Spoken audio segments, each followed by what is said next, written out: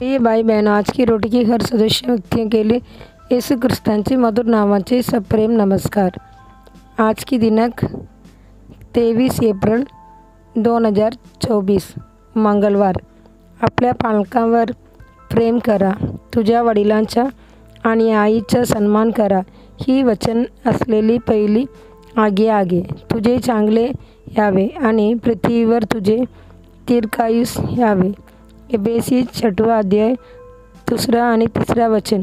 आपल्याला पालकांवर प्रेम करा, त्यांचे पालन आणि सन्मान करा। पवित्र शास्त्र म्हणते, तुझा देव परमेश्वर याने तुला आज्ञा दिल्याप्रमाणे तुझ्या वडिलांचा व आईचा मान राख, यासाठी की तुमचे दिवस मोठे यावे आणि तुमचा देव परमेश्वर तुम्हाला देत असलेल्या देशात तुमचे कल्याण यावे। अनुवाद 5 अध्याय 16 वचन। निर्गम 20 अध्याय 12 वचन। तुमच्या आई वडिलांची जगा कोणीही भरून काढू शकत नाही। तुमच्या आई वडिलांच्या प्रेमाची बरोबरी करता येईल असे कोणतेही प्रेम नाही। जेव्हा तू फक्त लहान होतास, जेव्हा तू अजून बोलायला सुरुवात करायची नव्हतीस, तेव्हा तुझ्या आईने किती निर्धारच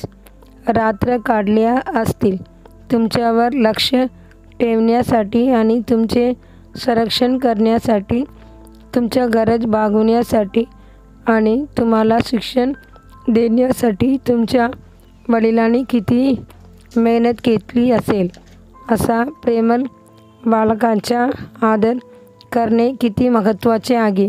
तुमचे मागे त्याने आनंद देणारे आहेत याची तुम्ही नेहमी खात्री केली पाहिजे। तुमच्या विरुद्ध त्यांची अंतःकरणातील कटुता तुम्ही त्यांना कधीही जाऊ देऊ नका, कारण यामुळे तुमच्यावर मोठा शाप येईल।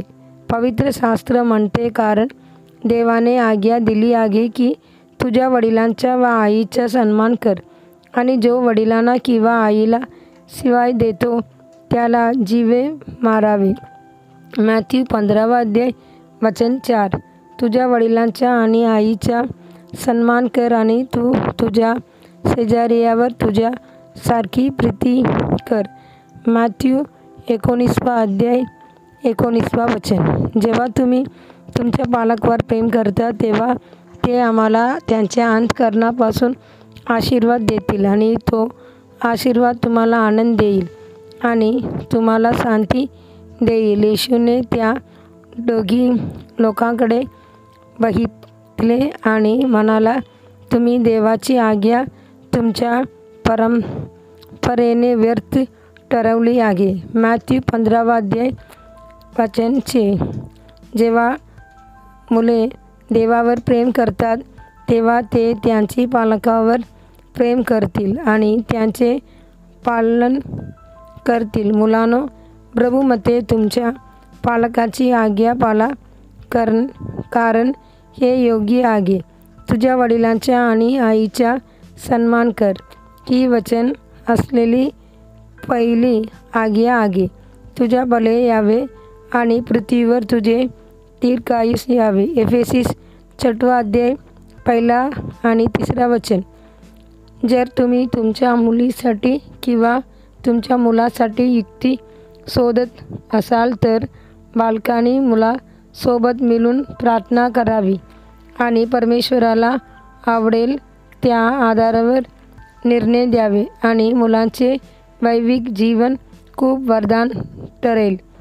आमच्या पूर्वज इसहाकाचा मुलगा एसाव याने हित्तियाच्या मुलीची पत्नी म्हणून घेतले आणि ते इसहाक आणि रेबेका यांच्यासाठी मनाचे दुःख होते। उत्पत्ती 26 अध्याय 34 वचन 35 वचन। देवाचे मुलांनो, तुम्ही तुमच्या बालकांना नेहमी आनंद द्यावा। पुढील चिंतनासाठी श्लोक। तुझ्या वडिलांची आणि आईचा मान राख, म्हणजे तुझा देव परमेश्वर तुला देत असलेल्या भूमीवर तुझे दिवस दीर्घायुषी होतील। निर्गम 20 अध्याय 12 वचन। दिवसासाठी बायबल वचन सकाळी 2 सामुएल अध्याय 16, 17 आणि 18.